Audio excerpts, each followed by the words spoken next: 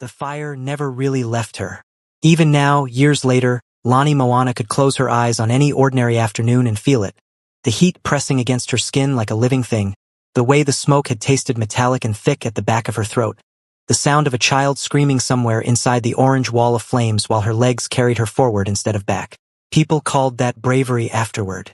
They used that word carefully, delicately, the way you place a flower on top of something you want to bury.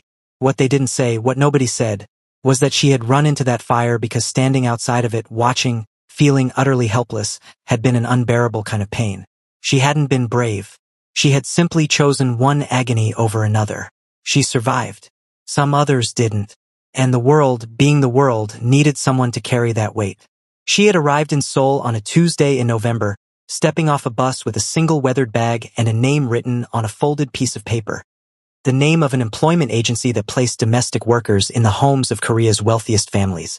She didn't speak much Korean beyond what she'd taught herself from borrowed books and late-night audio recordings.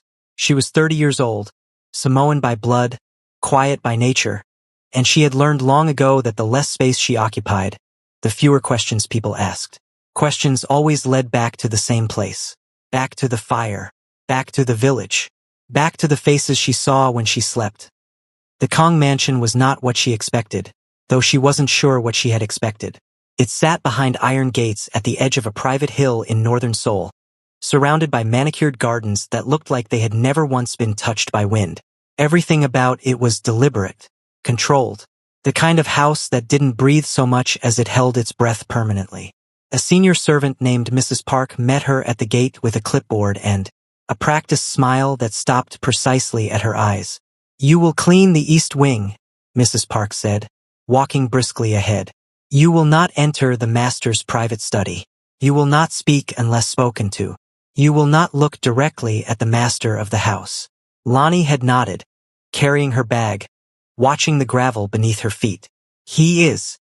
Mrs. Park paused at the entrance, seeming to search for the word carefully. "Particular. About his privacy." Lani would understand why 2 days later when she finally saw him. Kang Junwoo moved through his own house like a man who expected the walls to flinch. He was tall, broad-shouldered, dressed always in dark colors that seemed to absorb the light around him rather than reflect it. His face, even in profile, carried the architecture of someone who had once been considered devastatingly handsome. The strong jaw, the sharp lines, the kind of bone structure that made painters want to work. But across the left side of his face, running from just below his eye down across his cheekbone and jaw, was a scar. Deep, permanent, the kind of scar that didn't fade with time so much as it settled in, became part of the geography of a person. Every servant looked away when he passed. It wasn't the scar that made them do it. Lani would realize this gradually. It was the silence he carried. The heavy, airless silence of a man who had decided, somewhere along the way, that connection was simply another word for future loss.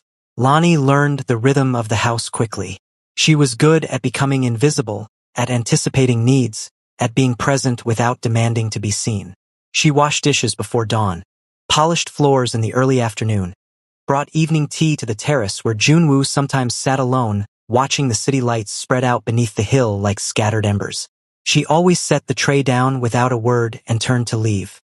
Then, on her 6th day, a glass slipped. It was such a small thing. A simple glass, wet from the counter, sliding from her fingers in the narrow hallway outside the kitchen. It hit the marble floor with a sound like a sharp intake of breath, sudden and startling in the perpetual quiet of the mansion. Lani crouched immediately to gather the pieces, her heart beating fast, waiting for the reprimand she had been conditioned to expect. When she looked up, Junwoo was standing at the end of the hallway. Every other servant in the vicinity had already dropped their gaze to the floor, shoulders curved inward, making themselves small. Lani looked up because she was still gathering glass, because her hands were occupied, because she hadn't yet been fully trained out of the instinct to meet someone's eyes. Their gazes connected. She expected him to look away, everyone else did, from him. Or she expected the cold dismissal, the flick of irritation, the inevitable consequence. What she did not expect was for him to simply stand there, very still, with an expression she couldn't quite name passing across his face like weather moving over water. Something between surprise and something much older than surprise. something that looked almost like recognition. She held his gaze for 3 full seconds before she looked back down at the glass in her hands. When she stood, he was gone. She didn't think about it again until that night. She was bringing the evening tea to the terrace, routine, unremarkable, when she found him already standing at the railing, a glass of something amber in his hand, staring at the city in the particular way of people who are not actually seeing what they're looking at. She set the tray on the small iron table and was turning to go when his voice stopped her. Low, unhurried. The kind of voice that had clearly spent years being listened to and had forgotten what it was like to need volume. You didn't look away. She turned. He hadn't moved from the railing. Earlier, he said. In the hallway. Lonnie considered him. In the dark, with only the ambient glow of the city rising from below, the scar on his face was less visible, and she could see something else instead. The exhaustion underneath the coldness.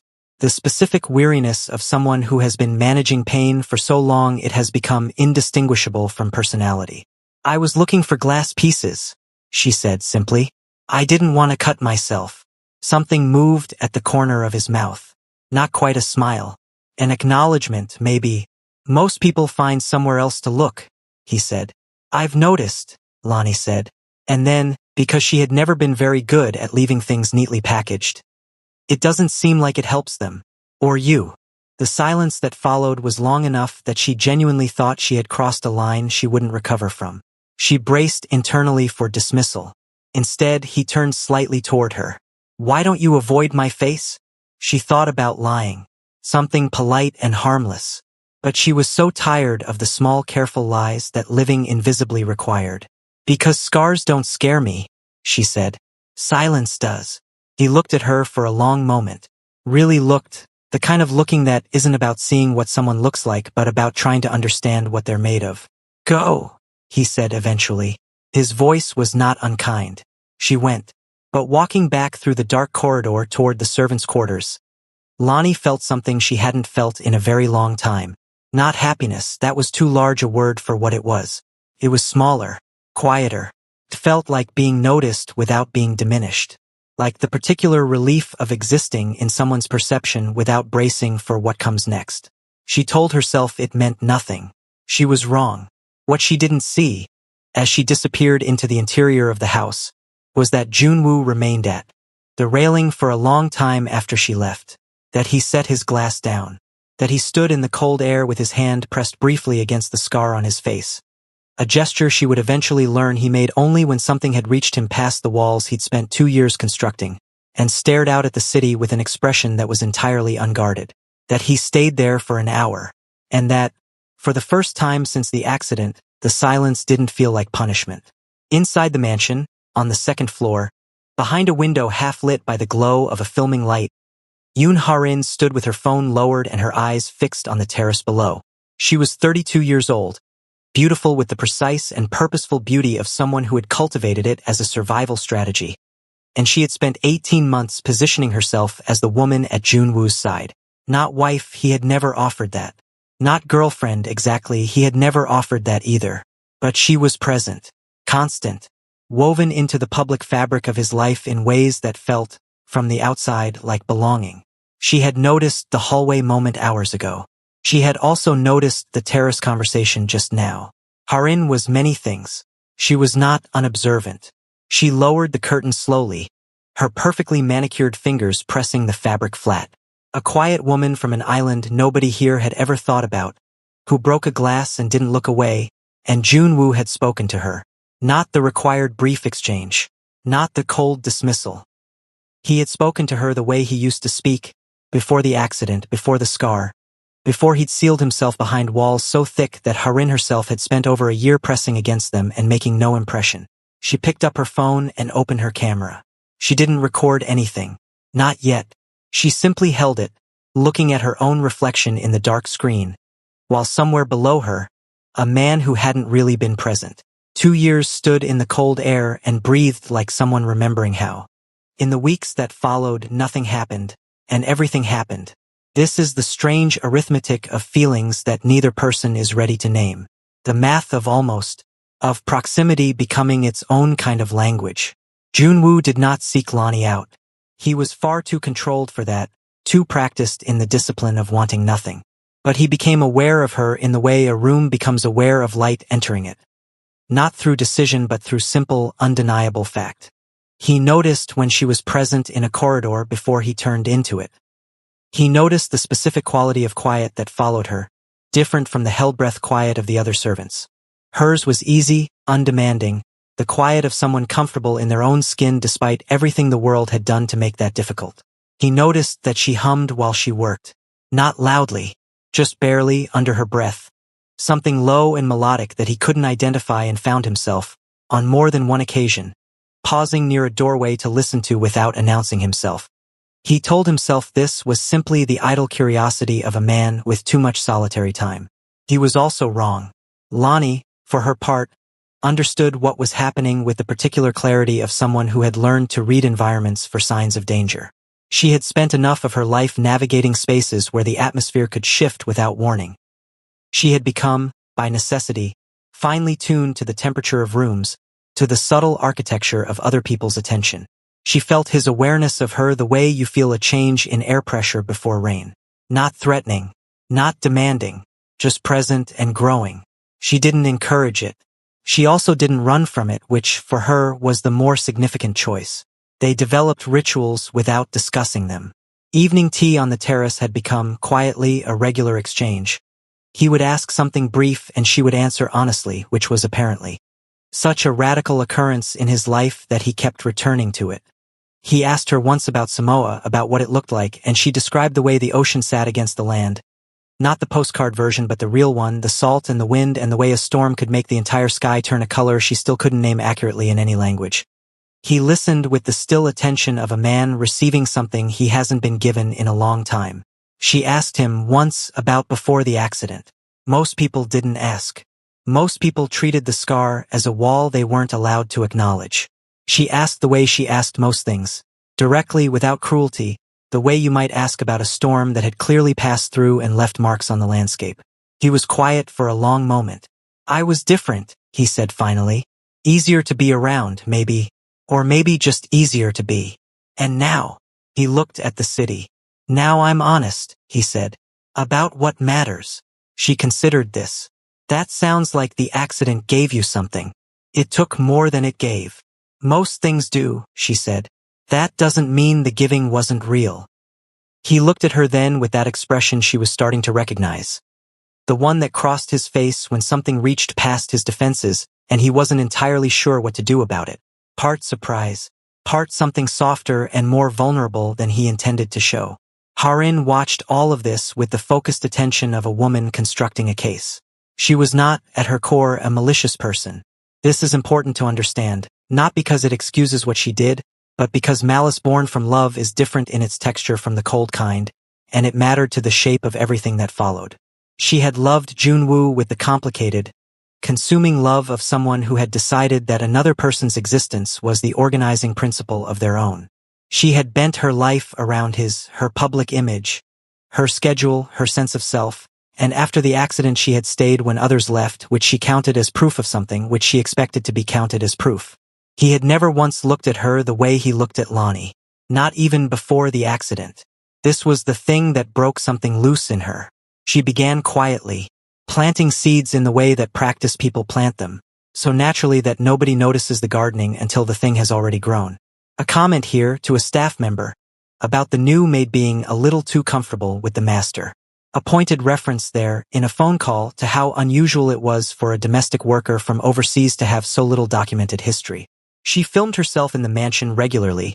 She had a lifestyle channel with a significant following, and in these videos she began including small, careful frames. Lonnie visible in the background, a little too close to Junwoo's space. Nothing explicit, just implication, which is the sharpest tool in this particular kit. Then a necklace disappeared. It was Harin's necklace, a gift from a fashion brand, documented on camera, valuable enough to make its absence worth reporting. She reported it to the head of household security with the measured distress of someone who hated to cause trouble but felt they had no choice. Security searched the servants' quarters as a matter of protocol. They found the necklace in Lonnie's belongings. Lonnie stood in the small interrogation room, which was really just a spare office repurposed for the occasion, and felt the familiar cold spreading through her chest. The cold of being seen as a thing rather than a person. Of watching the decision form in people's eyes before she had spoken a single word. The head of security was already composing the formal dismissal in his mind. She could see it in the set of his jaw, the way his fingers moved against the folder in front of him.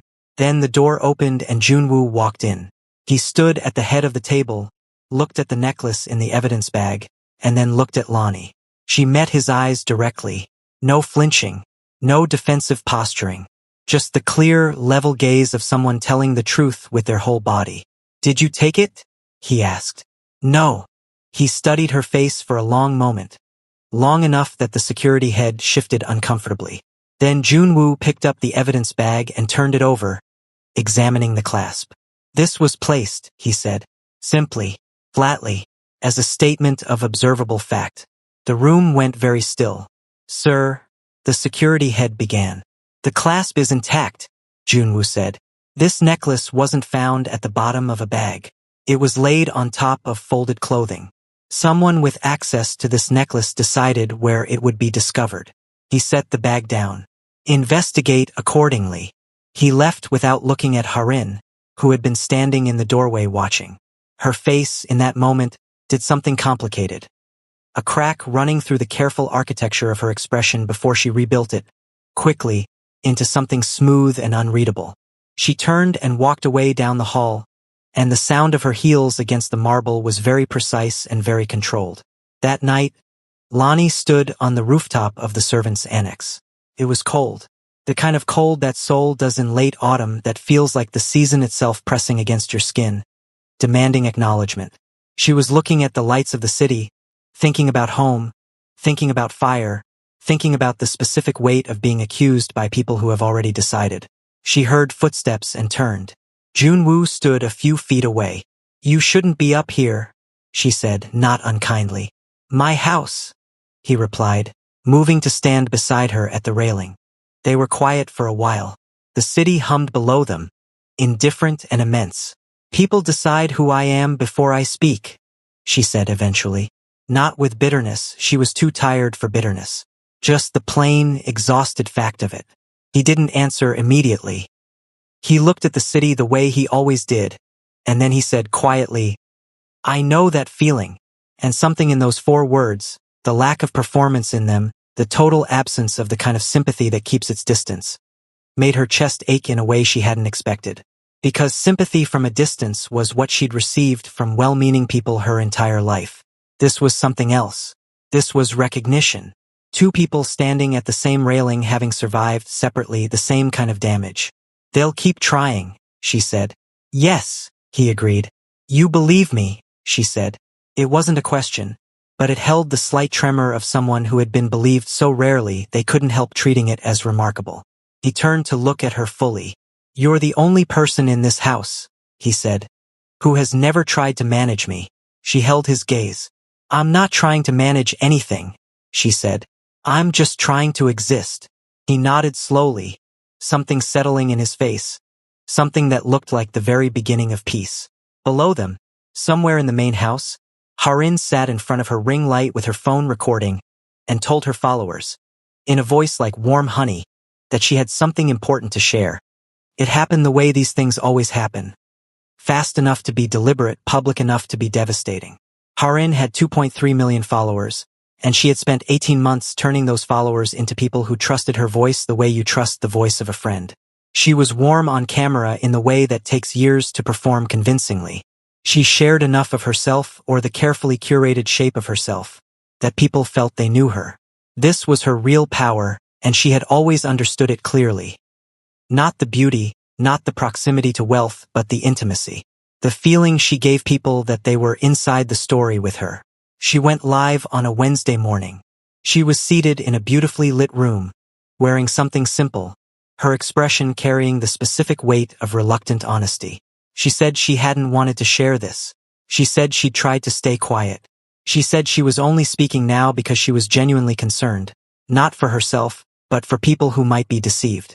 Then she described Lonnie Moana, not by name at first, by description, a foreign maid, a woman with no traceable background, a woman who had appeared in this household under circumstances that deserved scrutiny.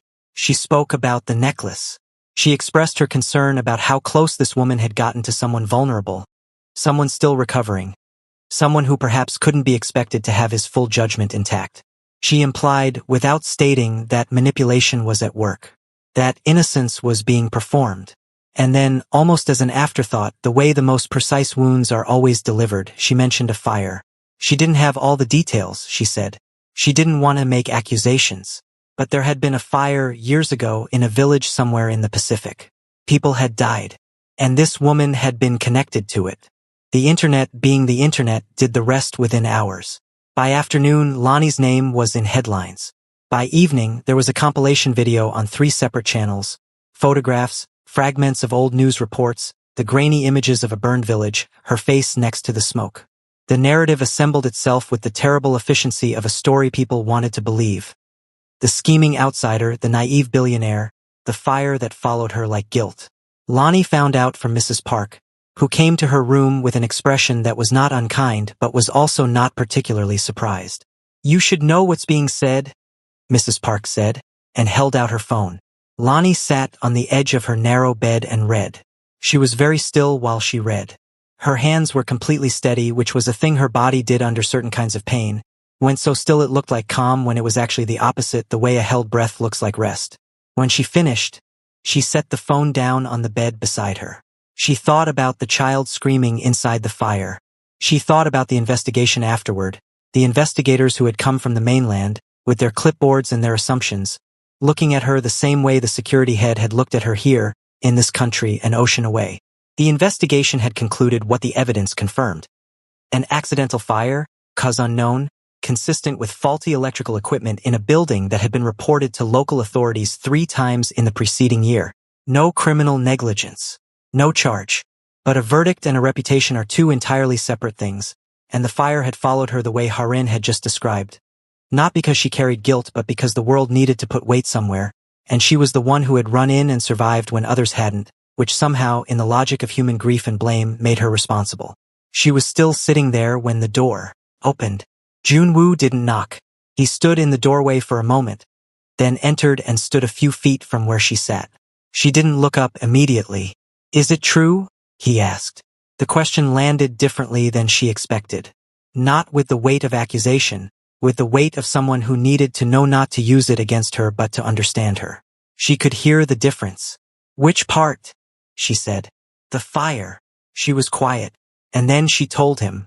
Not in pieces, not managed.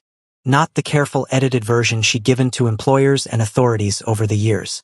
She told him about the village, about the building that had been failing for years while the landlord ignored the reports, about the night the fire started, about the sound she still woke up to sometimes, that lived behind her sternum, about running in, about who she found and who she couldn't reach, about standing outside afterward with her hands burned and her lungs full of smoke while the village watched her like a question they couldn't stop asking.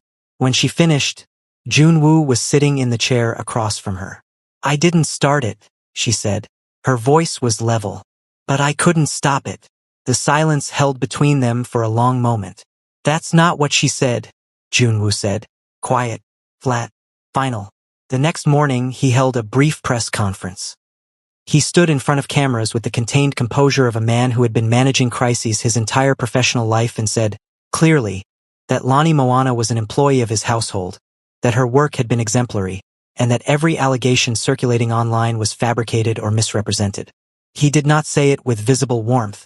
He said it the way he said everything, with a precision that carried more weight than emotion would have.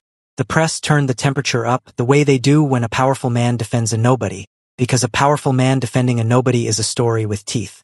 Harin escalated. She granted interviews now, specific and detailed, using fragments of the fire investigation in ways that were technically accurate and contextually weaponized. The case went to court with a speed that surprised even Junwoo's legal team. The courtroom was full on the first day. Lonnie sat at the plaintiff's table in a gray dress she had borrowed from Mrs. Park. Not because she lacked clothing, but because she had owned nothing that felt appropriate for this particular kind of visibility. She sat very straight. She looked at the room the way she looked at most things. Directly, without flinching, taking in information. Harin's lawyer was skillful. He built the narrative carefully, planting suggestion without overreaching, letting the courtroom fill in blanks with the biases people bring to rooms like this. He made much of the fire. He made much of Lonnie's lack of established roots.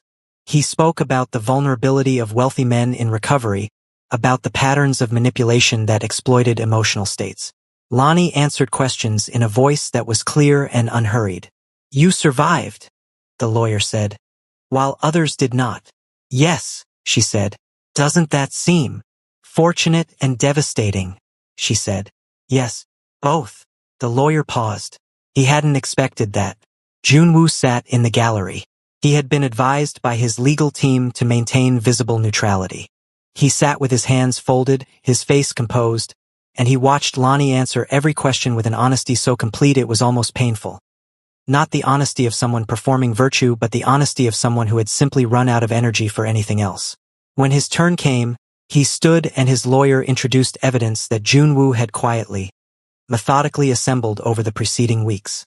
The full investigative report from the fire, electrical inspection records, the landlord's ignored citations, security camera footage from the mansion showing the timeline of the necklace, including footage from a corridor camera that had been overlooked, which showed with quiet clarity Harin entering the servants' wing at an hour when the maids were all accounted for in the kitchen. The screen in the courtroom played the footage. The room went very still. Harin stood. "I did it for you," she said. Her voice cracked on the last word. The armor of her public self split open, and underneath it was something that looked recognizably like love, or the wreckage of it. "Everything I've done, everything. I did it for you, because I was there, because I stayed, because I should have been enough." Junwoo looked at her. "You destroyed an innocent person," he said, quietly, without cruelty, just the clear, undeflectable fact of it. Harin stood in the silence of a packed courtroom with her hands at her sides and her composure fully, irretrievably gone. Lonnie stood. "I'm not asking for forgiveness," she said, and she was speaking to the room now, to all of it. The cameras, the gallery, the years of being looked at and found guilty before anyone checked the evidence. "I'm asking for the truth. That's all I've ever asked for." The verdict came 40 minutes later. Defamation. Confirmed. It rained on the day of the verdict. Not the dramatic storm rain of significant moments in films, but the quiet, persistent soul autumn rain that simply falls without announcement and soaks everything evenly, without preference. Lonnie stood outside the courthouse in it for a moment before anyone could reach her with an umbrella. She let it land on her face and her hair and the borrowed gray dress, and she thought about how much of her life she had spent trying to become small enough to stop drawing attention and how exhausted she was, how fundamentally and deeply exhausted by the work of that. Harin stood 20 feet away, surrounded by the reduced architecture of her public life. A single assistant, no camera, no following. The verdict had stripped away the performance, and what remained was a woman in her 30s in the rain, looking at nothing in particular with the expression of someone working out what comes next when the story you told yourself turns out to have had the wrong ending. She said something, half to herself, watching the street. "If I can't be loved," she said quietly, "I'll be remembered." Lonnie heard her. She stood with that sentence for a moment, feeling its particular sadness. The sadness of someone who had conflated those two things so completely they could no longer find the seam between them. She thought about saying something. She decided against it. Some grief needs the dignity of being left alone. Junwoo's car was waiting. His assistant held an umbrella at the door. He stood beside the car, not getting in, watching Lonnie in the rain until she turned and met his eyes across the wet pavement. He didn't say anything. He just looked at her with an expression that was entirely open, entirely unmanaged, for once unguarded by the careful architecture of a man who had spent 2 years making sure nothing could reach him. She walked toward the car. The drive back to the mansion was quiet. Junwoo sat beside her with 3 inches of space between them that felt enormous and also like nothing at all. The city moved past the windows, rain-blurred, going about its business. He didn't ask how she was feeling. She was grateful for that. She had been asked how she was feeling so many times in the past weeks by people who needed a particular answer that the question had started to feel like another form of management. Instead he said, eventually, looking at the window, "Where will you go?" She looked at him. "I don't know yet," she said. Back at the mansion, she went to her room and began packing. Not frantically, with the quiet, methodical energy of someone who had packed and left enough times that the process was practiced. She folded her things neatly. She looked at the narrow room that had been her space for these months, at the single window that faced the garden, at the small shelf where she'd kept the 2 books she'd brought with her. She was closing her bag when she heard footsteps in the corridor outside, and then a pause. She opened the door. Junwoo stood there. He looked at the bag. Something moved across his face. "You're leaving," he said. "I don't belong here," she said. It came out more quietly than she intended, and with more truth in it than she had planned to show. Not the polite version, not the managed exit line, but the real thing underneath. The fear that she never belonged anywhere for very long. That stability was something that happened to other people. That her presence in spaces always came with an expiration date written in fine print she couldn't read in time to prepare. He stepped into the doorway. Not into the room. Just enough that she couldn't simply brush past him. "Do you want to leave?" he said. "Or are you running?" The question hit something she wasn't ready for. She had run before. She knew the difference, in her body, between choosing to leave and fleeing, between the clean, deliberate exit and the panicked retreat dressed up as independence. She had done both. Enough times to recognize them. Standing here now, with her bag packed and her chest tight, she was honest enough with herself to admit she wasn't entirely sure which this was. "I don't know," she said. "How to stay somewhere without losing everything again." The words came out before she could shape them better, raw and plainly meant, and she watched his face receive them. He exhaled slowly. "I thought scars made people leave," he said. "I thought if I was different enough, damaged enough, difficult enough, eventually everyone would. So I made it easier for them. I made the distance first." He paused. "And then you walked into this house and broke a glass and looked at me like I was just a person, and I didn't know what to do with that." He stepped closer. "I'm not saving you," he said. "I want that to be clear. I don't think you need saving. I've watched you stand in a courtroom and answer for a fire that wasn't your fault and carry years of other people's grief, and I've never once seen you ask anyone to rescue you." He was close now. Close enough that she could see the scar clearly in the dim light of the corridor. Could see it as what it was, part of the map of him, part of the evidence of a life that had continued past the point of breaking. "I'm choosing you," he said. "That's different. That's just me choosing. If you want to leave because leaving is what you want, then leave. But if you're running because you don't believe this is real, or because you're waiting for the part where it breaks." He stopped. "Don't run from something real. I've done enough running from real things for both of us." She stood in the space between her bag and the doorway and felt the thing she'd been managing very carefully for months. The feeling she'd been keeping at arm's length with both hands. Simply stepped past her defenses. "I don't know how to be loved," she said, "without something breaking." He looked at her with no performance and no distance. "Then we break it. Together," he said, "and rebuild it." She looked at him for a long moment. At the scar, at the exhaustion she recognized because it matched her own, at the openness on his face that cost him something to show. She let go of the strap of her bag. He reached out and held her hand. Not dramatically.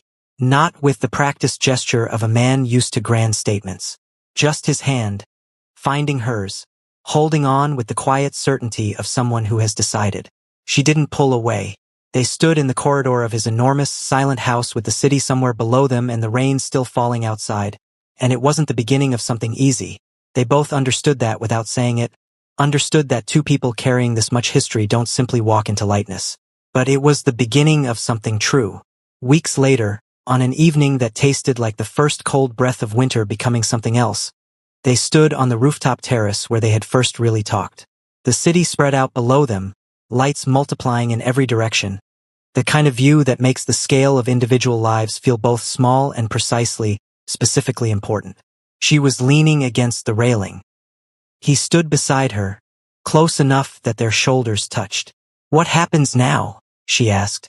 He was quiet for a moment, in the way she had come to understand was not absence but consideration. The particular silence of a man taking something seriously. "We start again," he said. She turned to look at him. He was already looking at her. The city light fell across the scar on his face and she thought, not for the first time, that it was simply part of how he looked. Part of the person who had been cold and then less cold and then carefully, painfully honest. Part of the person who had believed her when it cost him something to do it. part of the person who had chosen her not out of rescue but out of recognition. He lifted his coat from his shoulders and placed it over hers, and the gesture was so plain and so careful that something in her chest broke open in the best possible way, the way a window breaks open, letting in air. She leaned slightly toward him. He stayed. Below them, the city continued its relentless, indifferent, beautiful noise. Above them, the sky was doing something extraordinary with clouds and the remains of sunset. Neither of them mentioned it, but both of them felt it.